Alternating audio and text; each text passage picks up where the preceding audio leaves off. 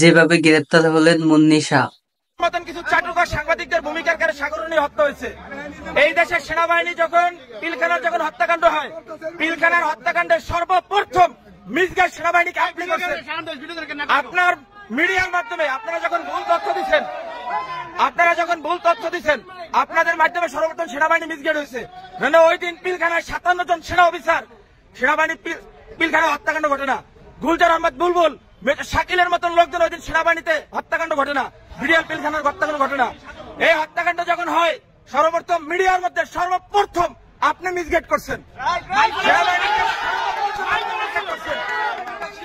এই দেশে 52,000 রয়েল সদস্য, এর ভিতরে আপনি একজন। এই দেশকে আপনারা ভারতের অঙ্গরাজ্য বানাবার জন্য যা করাবার তাই করছেন, ঠিক আছে? আপনি এখনো কেন আপনার হাতে এখনো ছাত্র হত্যার রক্ত এখন আপনার হাতে লেগে আছে? আপনাদের মতন চাটুকর, আপনাদের মতন কিছু কুলাঙ্গা সাংবাদিক পেশাটা হচ্ছে সবচেয়ে মহৎ পেশা। সত্যের উন্মোচন তারাই করে, কিন্তু আপনারা সত্যটারে মিথ্যা বানাইয়া এই দেশটাকে একটা কিসিম ভুটানের মতন আপনারা অন্ধকার জগতে বানাই ফেলাইছেন ভারতের অঙ্গরাজ্য বানাবার জন্য। আপনি এদেশের একজন নাগরিক হয়ে আপনি এদেশের ক্ষতি কিভাবে করেন বলেন তো? আপনি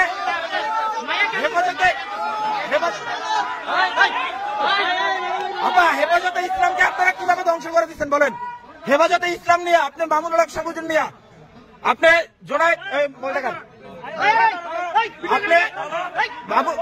বাবুনগরে নিয়ে আপনি এদেরকে নিয়ে কি মন্তব্য করছেন বলেন?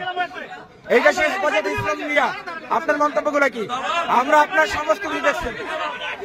এই দেশের সাংবাদিক মধ্যে আপনি কুলাঙ্গার, এই দেশের সাংবাদিকরা আপনি ধ্বংস করছেন। আমাদের